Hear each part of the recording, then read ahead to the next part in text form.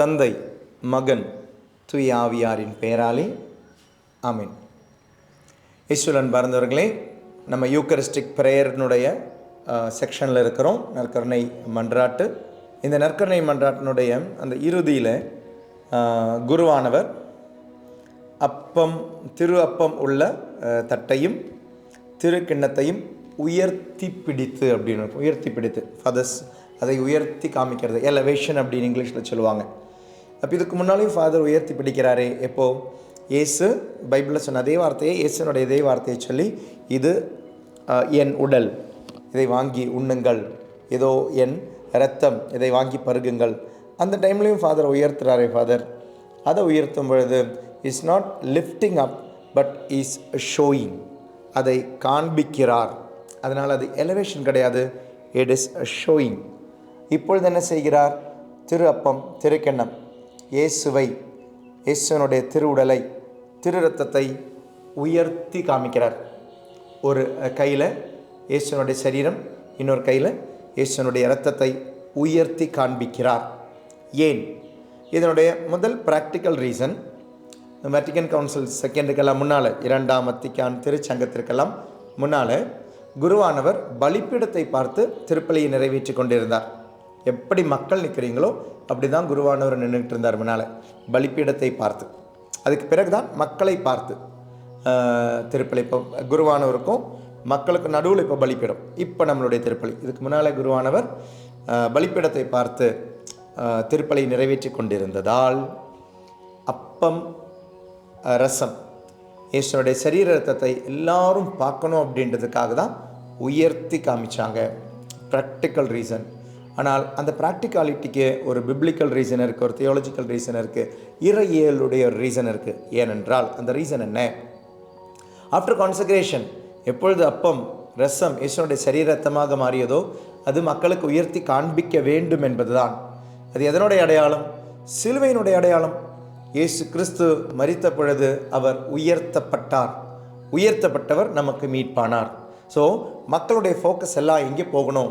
நம்மளுடைய கடைசி ஃபோக்கஸ் என்பது, நம்மளுடைய இறுதி என்பது இறைவன் என்பதை உணர்த்துவதற்காகவே நம்மளுடைய எல்லாருடைய ஃபோக்கஸும் ஆண்டவராகிய இயேசு கிறிஸ்துவனுடைய பக்கம் போய் தந்தையான ஆண்டவரை மாட்சிப்படுத்தணும் என்பதற்காக தான் உயர்த்தி காண்பிக்கப்படுகிறார் ஆண்டவராகிய இயேசு கிறிஸ்துவனுடைய சரீரமும் இரத்தமும். புரிஞ்சுதுங்களா? ஸோ நம்மளோட கடைசி ஃபோக்கஸ், நம்மளுடைய வாழ்க்கையினுடைய கடைசி குறிக்கோள், நாம் போய் சேர வேண்டிய இடம், நம்மளுடைய ஃபோக்கஸ் இந்த உலகத்திலும் மறு உலகத்திலும் ஆண்டவர் என்பதை காண்பிக்க. ரெண்டாவது, இப்படி காண்பிக்கும் பொழுது, ஆண்டவராகிய இயேசு கிறிஸ்துனுடைய சரீரத்தை காண்பிக்கும் பொழுது அதுவே ஒரு ஆராதனை தான்.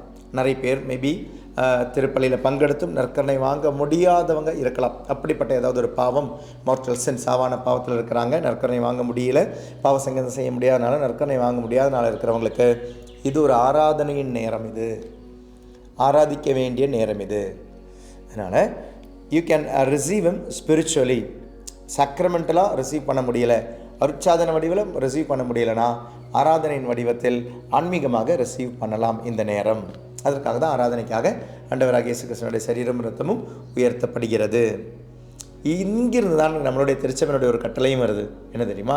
அதாவது இப்படி ஆராதனை செய்து கொண்டிருந்தவர்கள், ஆன்மீகமாக இயேசுவை பெற்றுக்கொண்டிருந்தவர்கள் என்ன பண்ணாங்கன்னா, சாக்ரமெண்டெல்லாம் வாங்குறதை விட்டு நிறுத்திட்டாங்க. நிறைய பேர் ஆராதனையோடு ஆன்மீகமாக வாங்குறவங்க அருட்சாதன வடிவில் வாங்குறதை நிறுத்திட்டாங்க. இந்த ஆராதனையில் பங்கெடுப்பாங்க, திருப்பலியில் பங்கெடுப்பாங்க, வீட்டுக்கு போயிடுவாங்க, நற்கருணை வாங்க மாட்டாங்க. அதனால தான் திருச்சபையில் ஒரு கட்டளை இருக்குது, ஆண்டுக்கு ஒரு முறையாவது நல்ல பாவ சங்கீர்த்தனம் செய்து நற்கருணை வடிவில், அருட்சாதன வடிவில் ஆண்டவர் வாங்கணும். அப்படியே அப்படி ஒரு கட்டளை வந்தது. கட்டளை இதற்காக தான், அட்லீஸ்ட் ஒன்ஸ் இன் இயர் நீங்கள் வாங்கணும். நம்ம அன்றாடம் வாங்குறவங்க இருக்கிறீங்க, அடிக்கடி வாங்குறவங்க இருக்கீங்க, ஞாயிற்றுக்கிழமையாவது வாங்குறவங்க இருக்கீங்க. இஸ்வரன் அன்பார்ந்தவர்களே, இந்த கட்டளையுடைய பேக்ரவுண்ட் இது தான். நற்கருணை ஆண்டவரை நாம் வாங்க வேண்டும். திருப்பலியில் நீங்கள் பங்கெடுக்கும் பொழுது நற்கருணை ஆண்டவர் உங்களை மன்னிக்கிறார், அன்பு செய்கிறார். நீங்கள் ஒரு திருவிருந்தில் பங்கெடுக்கிறீங்க, வாங்குங்க. அவ்வளோ சாவான பாவம் இருந்தால் மட்டும் வாங்க முடியாதவர்களானால் நீங்கள் யோசிக்கலாமே ஒழிய, இல்லைனா நீங்கள் திருப்பலியில் பங்கெடுக்கும் பொழுது திருவிருந்திலும் பங்கெடுங்கள். ஆண்டவர் மன்னிப்பவரே, இரக்கமுள்ளவரே. உங்களுடைய மனதை ஆண்டவர் பார்க்குறார். We should not be a Pharisaic மென்டாலிட்டியோட, பரிசேயருடைய ஒரு மனநிலையோட விலகி நிற்காதீங்க. நற்கருணை கிட்டேருந்து விலகி நிற்காதீங்க. முடிஞ்ச வரை பாவ சங்கீர்த்தனை செஞ்சுட்டு நற்கருணை வாங்க முயற்சி செய்யுங்க. திருவிருந்தில் பங்கெடுத்தால் நற்கருணை வாங்கணும்னு ஆசைப்படுங்க. நற்கருணை ஆண்டவர் உங்களுக்குள்ளே போகணுன்னு ஆசைப்படுங்க. இனி இந்த நேரத்தில் நற்கருணை ஆண்டவர் இந்த எலிவேஷனுடைய டைமில் நீங்கள் கவனிச்சிங்கன்னா மணி அடிப்பாங்க. சில கோயில்களில் கோயில் மணி அடிக்கும். அதே டைமில் பலிப்பீடத்திலும் ஆல்டர் பாய்ஸ் மணி அடிக்கிறத நீங்கள் கேட்டிருப்பீங்க. ஏன்? இதற்கு 2 காரணம் இருக்குது. ஒரு காரணம், கோயிலில் நிறைய மக்கள் இருந்தாங்க முன்னால். ஸோ அப்போ இந்த பலிப்பீடத்தில் நடக்கிறது சிலவங்களால் பார்க்க முடியல. இப்போ நம்ம எல்இடி ஸ்க்ரீனு டிவி எல்லாம் வச்சு லைவ் எல்லாம் போட்டு காமிக்கிறோம். சில டைம் சில கோயில் பெருசாக இருக்குது, தூணுகள் மறைக்குது, இங்கே என்ன நடக்குதுன்னு தெரியல. சில டைம் மைக் இல்லை, மைக் சவுண்ட் சிஸ்டம் இல்லை. அப்போ இங்கே என்ன நடக்குதுன்னு தெரியாதனால அட்லீஸ்ட் மணி அடிக்கும் போது அவங்களுக்கு தெரியும், ஓ இது எலிவேஷனுடைய டைம், இது ஆண்டவரை உயர்த்துகிற டைம்னு அவங்களுக்கு தெரியும். அப்போ என்ன பண்ணுவாங்கன்னா வணங்குவாங்க. கோயிலுக்கு உள்ளே இருக்கிற மக்களும் வணங்குவாங்க. இனி ஏன் கோயில் மணி அடிக்கணும்? அந்த நேரத்தில் கோயிலுக்கு வர முடியாதவங்க, அது வேலையில் இருக்கிற இடங்களில் இருப்பவர்களாக இருக்கலாம், இல்லைனா வயதானவர்கள், நோய்பட்டவர்கள், படுக்கையாக இருக்கிறவங்களாக இருக்கலாம். So they are not able to come to church. இந்த மணி அடிக்கும் பொழுது வீட்டில் அவங்க ஆராதிப்பாங்க நற்கருணை ஆண்டவர். எவ்வளோ ஒரு ரிச்னஸ் பாருங்களேன் கேத்தலிக் சர்ச் இருந்தது. இப்போ ஆண்டவராக இயேசு கிறிஸ்துவோட சரீரம் இரத்தமும் இங்கு ஆராதனைக்காக உயர்த்தப்படும் பொழுது, அந்த ஊரில் இந்த மணி அடிக்கும் பொழுது அவங்க எங்கே இருக்கிறாங்களோ அந்த நேரத்தில் கைகூப்பி வணங்கி ஆண்டவரை ஆராதிப்பதற்காக தான் இந்த மணி அடிக்கப்பட்டது. இயேசுவில் அன்பார்ந்தவர்களே, இப்போ இந்த ஷோயிங் டைமில் அப்பத்தை எடுத்து இல்லைன்னா அதுக்கப்புறம் ரச கிண்ணத்தை எடுத்து ஒரு கையில் ஃபாதர் காமிக்கலாமா, ஒரு ஃபைலை காமிக்கக்கூடாது. இந்த ஷோயிங் அது 2 கரங்களிலுமே தான். பிகாஸ் அப்படி ஒரு ரூப்ரிக்ஸ் இல்லை. ஆனால் ஜெபம் அப்படி தான். Jesus took the bread in his venerable hands. Jesus took the chalice in the venerable hands. அந்த வார்த்தை தான் பயன்படுது. ஹேண்ட்ஸ்னால் இரண்டையுமே எடுத்து அந்த ஆராதனைக்குரிய மரியாதைக்குரிய அந்த ஒரு ஜெஸ்டரில் தான் அருட்தந்தை அப்பத்தையும் எடுத்து காண்பிக்க வேண்டும், ரசக்கிண்ணத்தையும் எடுத்து காண்பிக்க வேண்டும். இறுதியில் 2யுமே அந்த ஆராதனையோடு மனப்பான்மையோடு காண்பிக்க வேண்டும். அதற்கு பிறகு அப்போ ஃபாதர் ஜெனிஃப்ளெக்ட் பண்ணணுமா, வணங்கணுமா? ரூப்ரிக்ஸில் இல்லை. அந்த ரெட் கலர் லெட்டரில் அந்த இன்ஸ்ட்ரக்ஷனில் அது இல்லை. ஏன்னா ஜெனிஃப்ளெக்ஷன் அப்படின்றது அந்த ஆராதனை இருக்கிறது 3 இடங்களில் தான். ஒன்று, அப்பத்தை எடுத்து காண்பித்த பிறகு, உங்களுக்கு தெரியும், நம்ம முன்னால் கிளாஸுக்கு சொல்லியிருக்கோம், ஜெனிஃப்ளெக்ட் பண்ணுவாங்க, வலது காலது மடக்குவாங்க, நீல் பண்ணுவாங்க. அதே மாதிரி சாலிஸ் எடுத்தும் ஃபாதர் மக்களை காண்பித்த பிறகு, ஷோ பண்ண பிறகு ஜெனிஃப்ளெக்ட் பண்ணுவாங்க. 3வது ஜெனிஃப்ளெக்ஷன் எப்போ நடக்குது? அருட்தந்தை நற்கருணை வாங்கிறதுக்கு முன்னால், அவர் உட்கொள்வதற்கு முன்னால் வலது காலை மடக்கி அடோரேஷன் ஜெனிஃப்ளெக்ட் பண்ணுவாங்க. இது 3 தான் ரூப்ரிக்ஸில் இருக்கிறது. கட்டாயமாக அருட்தந்தை செய்யணும்னு சொல்கிற ஜெனிஃப்ளெக்ஷன்.